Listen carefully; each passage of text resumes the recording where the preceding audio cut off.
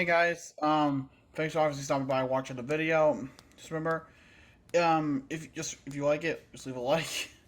Um, and if you do find yourself coming back here on the regular, then please subscribe. It may not help you a lot, but it does help me a lot. So thank you, and let's get on with the video. Bonjour mes amis, je suis le Canadien, and welcome to the Hockey Talk Show on this Monday. Happy Thanksgiving, obviously, to my Canadian brethren, as it is our Canadian Thanksgiving today. So, you know what we're here for? We're here to talk about hockey, because that is just how we fucking do it. So let's get ourselves right into it.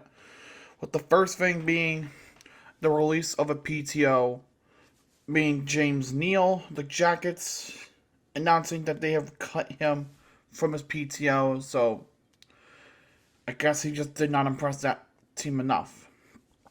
It's tough in the hockey world, but it is what it is.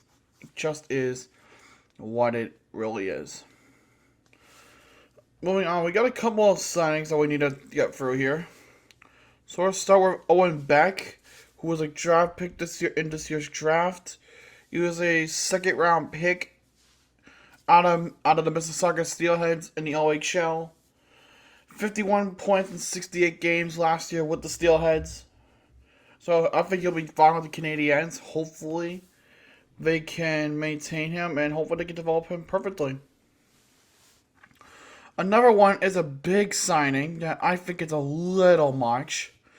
Matthew Barzal was extended by the New York Islanders on an 8-year deal worth $9.15 million per season. Now, do I think Matthew Barzal deserved to get paid? Yes. But did he deserve 9.15? No. What would I have given him? Maximum 8.1. But even that's stretching it just a little bit. Like a comfortable max would be 7.8. The reach max would be 8.1. You can make an argument for him deserving over $8 million, but over 9, I don't see it.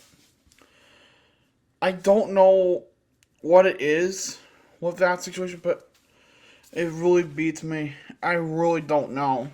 But he got paid at the end of the day, so I think to him that's really what it matters. And then this one kind of pissed me off.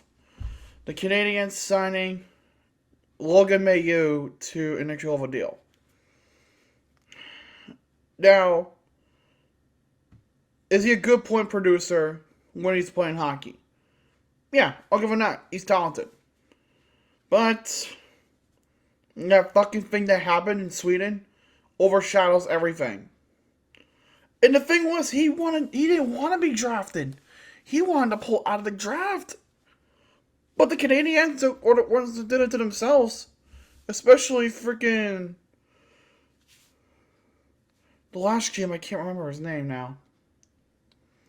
The last GM of the Habs just did it to himself. Bergevin, that's it. Mark Bergevin. But the point is, like, he tried to own up to it. The Habs forced him into the situation of being drafted. First round, no, mind you. Fuck you, Bergevin, for that.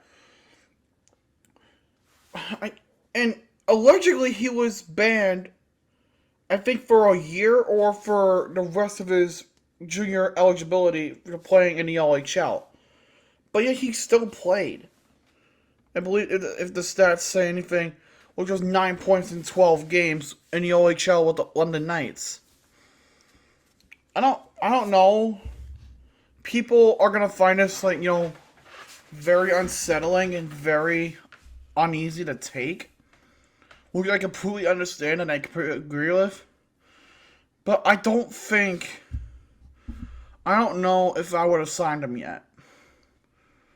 I would have suggested he got more treatment, more education on the rights that he's been given, and the privileges that he's been given in life, and how not to abuse any fucking thing involving women. Because let me tell you, having the opportunity to be with someone it's a privilege. Okay? It's not some fucking shiny figure that you go showing around to your friends. It's a privilege and it's a respectful thing. And if one person wishes to keep that shit confident, respect their wishes. Because they don't want anything getting out, that's... Wait, there's a reason that I don't talk about a lot of my personal shit. It's because I don't want to fucking talk about it. Because I don't have a place on YouTube to talk about that. This is a sports channel. As much as I want to get personal with some shit, I can't. I have to hold that urge back. I guess this is just another example of the Habs just fucking... The Habs just being the Habs. Although I do agree with that Owen Beck signing. But I think there's really one real way to counteract the signing of Logan Mailloux. You have to sign him. But I don't know if it's in the contract or not. But I want to make sure that in that contract that I've given him, I want to, have him play another year in the junior leagues. But have the premise in that contract of if he gets the mandatory help, like it's like a certain number of hours, or a certain number of days, or however many sessions, however you want to qualify that, he has to go through that. He has to go through a periodic check-ins in the organization that he was drafted by, aka the Canadians in this case, and has to consult therapy. Not because of him being a victim of it, but basically therapy in a sense to make sure that he never does this again. That he realizes what he did was severely fucked. I mean, yeah, sure, you can be sympathetic and realize it, but you want to be 100% certain. Because in 2022, we cannot take risks. We can't. We have to be sure that nothing like this happens again. I mean, I wish him the best. And, trying to learn from his mistakes. I'm not going to deny that. That was really professional of him to admit what he did was fucked up. So really the blame here just goes on the Canadiens organization. Because I feel like it's a little rushed. But you guys, the viewers, can have your own opinion on it. You may not agree with my opinion, and that's okay. But that's my opinion. Again, you are free to disagree with me on this one wholeheartedly. You are free to. But if you're going to disagree, let's at least make it civil. That's all I'm going to say, and that's all I'm going to go on about that situation. Because there's other shit we need to talk about at the end of this video. But I'm not going to, like I said, that's at the end of the video. This is now. As we move on to an extension that I think short term it's a little bit of a haul, but long term could be really good. Jason Robertson. He's gotten his extension with Dallas on a 4-year deal worth $7.75 million. Short haul, sure, it's a little much. But long term, this could be something. Like, it really and honestly could be something that might be very beneficial. But how do we know? We don't yet. This is why I say midterm deals are bridge deals. Because it's a bridge from now to what that player will become at the end of that contract. Will he be good? Will you trade him off to get further assets? Will you just get rid of him entirely and not re-sign him? That is the call for this. But whatever the case may be, I don't know. You can have your own different opinion on this one. Moving on, another major extension. This time from Mackenzie Weegar. The man who was traded as part of the Kachuk Huberdeau trade. He got his extension, and I like it. 8-year deal, $50 million, with an average annual cap hit of 6.25.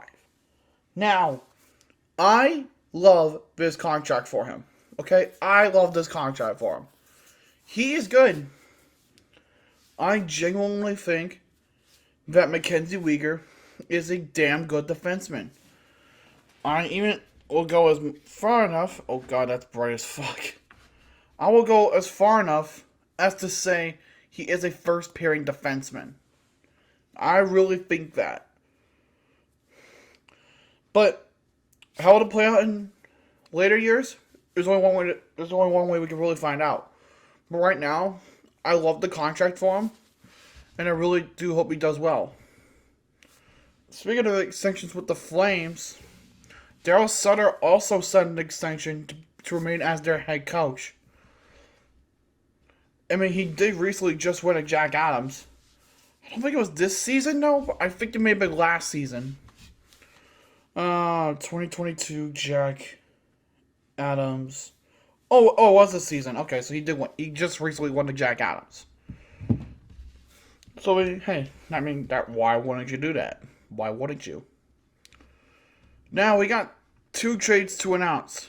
Albeit kind of minor trades. The first one's probably a little heavier than the second one. The first trade we have involves the Chicago Blackhawks and the Vancouver Canucks. The terms of the deal are as follows. The Chicago Blackhawks acquire forward Jason Dickinson and a second-round pick in 2024 in exchange for defender Riley Stillman.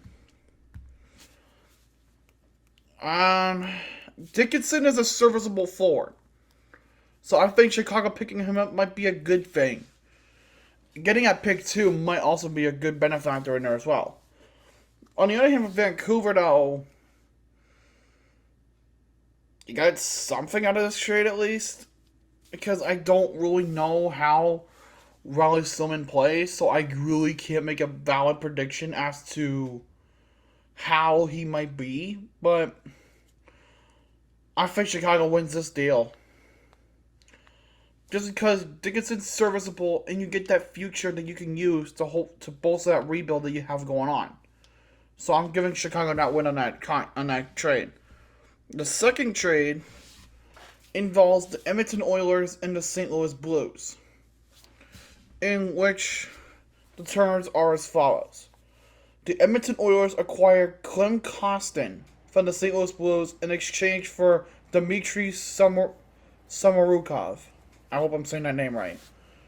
Kostin, one of the better prospects in St. Louis's farm system, has had some time in the NHL and has done decent. Nothing, like mind-boggling, but decent. And he actually has some good upside to him, too. Samorukov, on the other hand, never really heard much about this player. I think this might be a situation where the Blues just... Maybe it was just Kostin that was just unhappy with the organization and the opportunity that he's been given, and decided that he wanted to change the scenery. It may not have been a public trade request, but it could have been something behind the scenes. That or the Blues just wanted to clear cap for something else. How do we know this? We don't. And I feel like it's going to be only a matter of time before we really figure that out.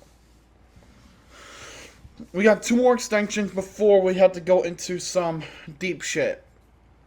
So I'll try our best to stall as much time as I can. So the first one involves my Toronto Maple Leafs. After seeing how Zach Aston Reese performed on his PTO, Kyle Dubas decides to award him with a 1-year contract worth $840,000. I think he's a good depth forward, so I think and at least needed some depth. Like, he doesn't have to be stupidly good to be considered depth forward material, but this will help bolster that middle to bottom 6, and I think it's a good signing for that team. But I guess, again, only time will tell. If he's still serviceable after the end of the season, who's to say that he won't be kept around? Maybe for another 1 year, maybe for a 2 year. Who knows? And the second one, after, again, same situation, the Rangers after seeing the performance of Jimmy Vesey. Yes, that Jimmy Vesey. He played for that team before. Basically, they brought him back on a league minimum contract, 1 year, $750,000. So, Jimmy Vesey goes back to the team he once played for. I know that Sweep 6 is won by Buffalo, and I know he has to with the Rangers and then the Canucks. So, I guess for them it all comes full circle, I guess. I don't know. And now, ladies and gentlemen, this is the moment where I have to tell you that if you are not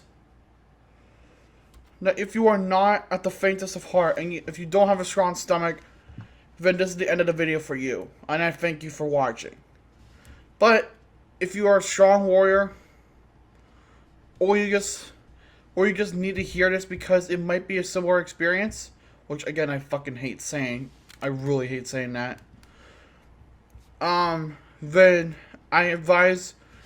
I strongly advise that you listen to what is known and then make your assumption from there. Because, remember, everything is only reports and accusations at this point. Well, one of them is. The other one might be a little more serious, but I'll get to that one when we get to that one. And I want to, I want everyone here to keep an open mind.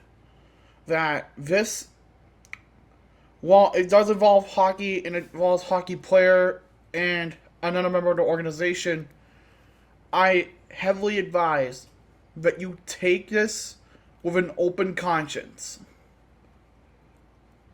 I think I have to go in this with an open conscience as well, but at the same time, acknowledge the claims that were made. So let's start here. Ian Cole.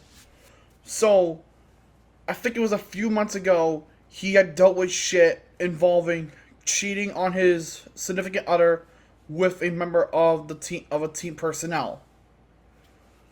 Which, I guess that got cleared up. I have not heard anything about that since it came out. So, it has now come out that, and this is according to Katie Strang, and I'm going to read you the tweet that was put out, with the tweet reading, and I quote, "The NHL is aware of the allegations of grooming and sexual assault involving Ian Cole. According to Deputy Commissioner Bill Daly, the league is looking into them."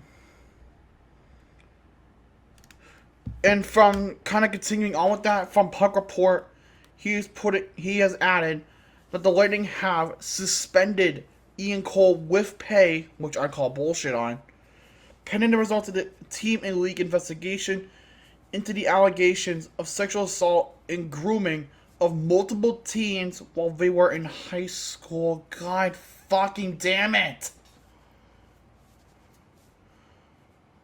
I'll give my thoughts in a minute. I just need to keep reading here. And then, I believe not long after that came out, Ian Cole himself put out a statement. Again, I'm going into this with an open mind. You should too. And here is the statement from Ian Cole, and I'm sorry if I don't look in the camera. Statement from Ian Cole. "I take the allegations made against me today in an anonymous tweet very seriously. I completely deny these allegations and will fully cooperate with the National Hockey League and the Tampa Bay Lightning, their officials and legal departments in the forthcoming investigation. I look forward to clearing my name and demonstrating to the National Hockey League and the Tampa Bay Lightning that these allegations are unfounded. I will have no further comment until the NHL's investigation concludes." Alright. After reading this, okay, so the premise, kind of like a summary, there were reports and there's an accusation made via anonymous tweet, as Cole put it, that he had groomed high school teenagers and had committed sexual assault. It wasn't just to one, it was to multiple. Though the exact number is not known. My opinion on this, if this is true, fuck him. I don't give a fuck what happens. Just get him out of the league. Void his contract. Make sure he never plays in the NHL again.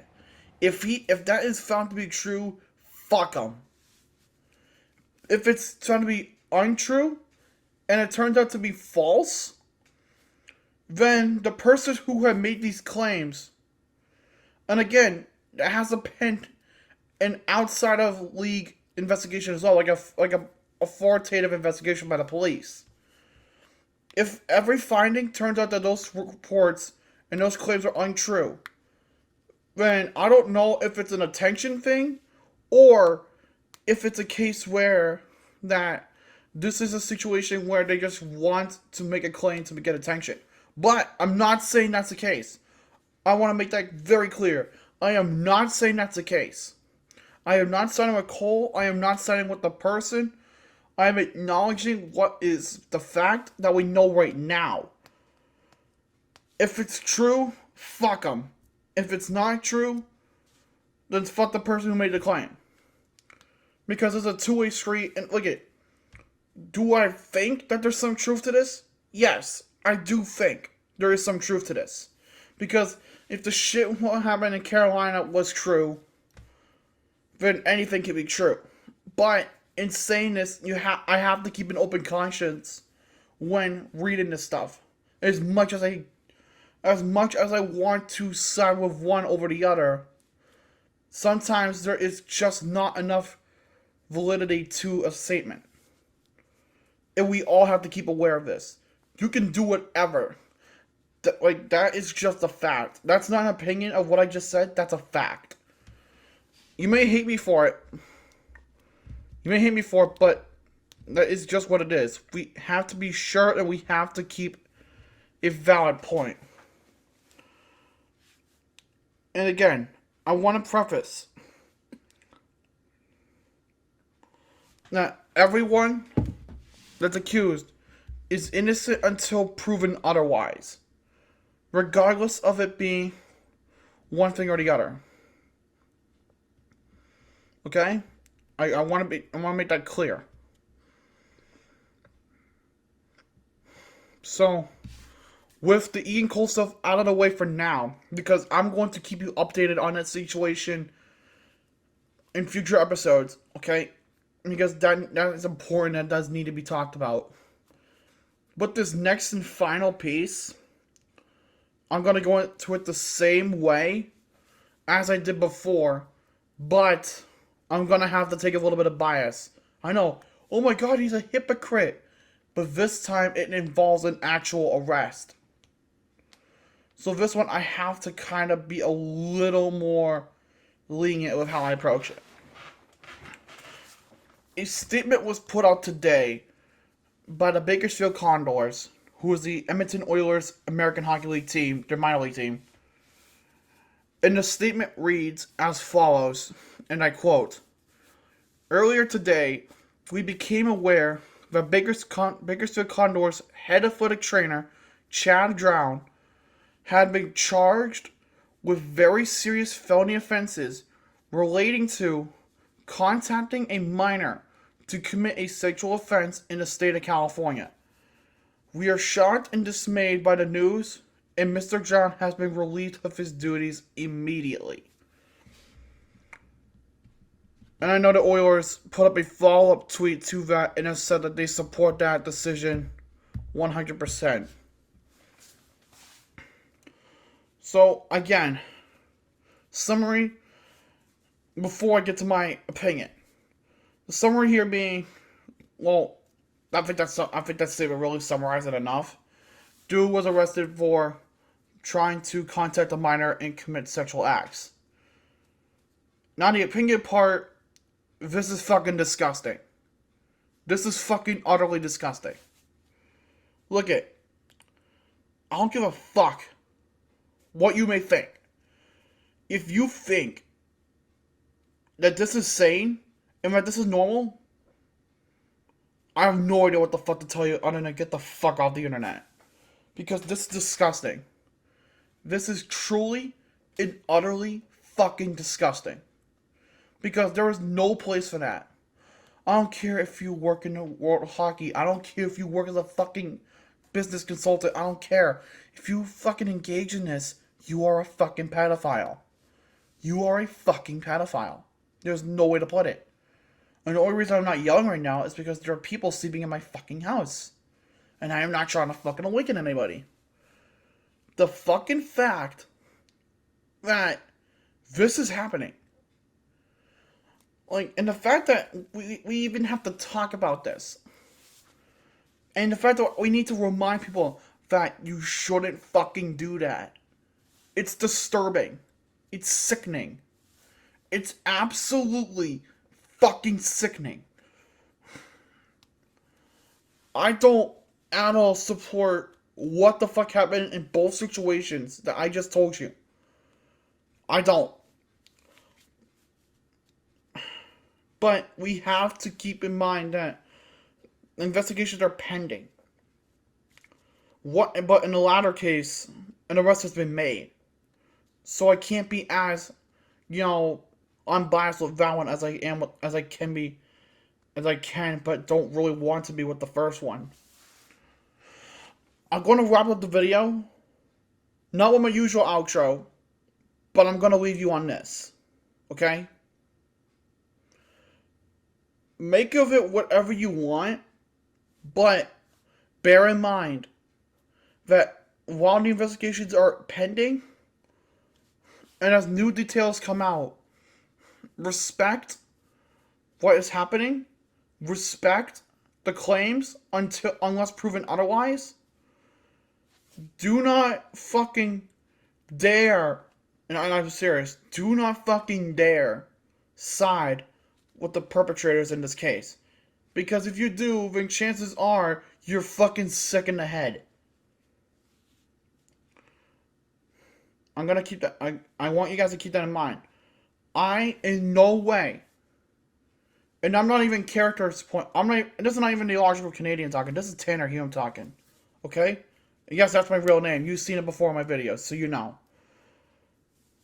Keep in mind, I in no way, not only as a YouTuber, but as an individual that's in college, support this in any fucking way.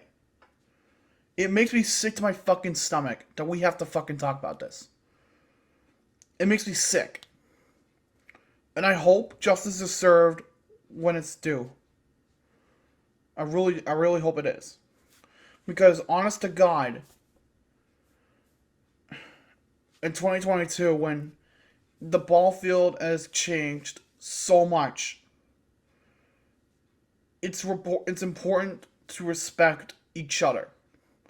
It's important to respect everyone, regardless of identity, regardless of preference, but not the people that take it too far. Thank you guys for watching. I will see you tomorrow for the week in review. And I hope, whatever you take out of this, I want you guys to know that I support you, no matter what. Thank you guys if you made it this far, thanks for sticking with me, and I'll see you tomorrow for week in review. Good night.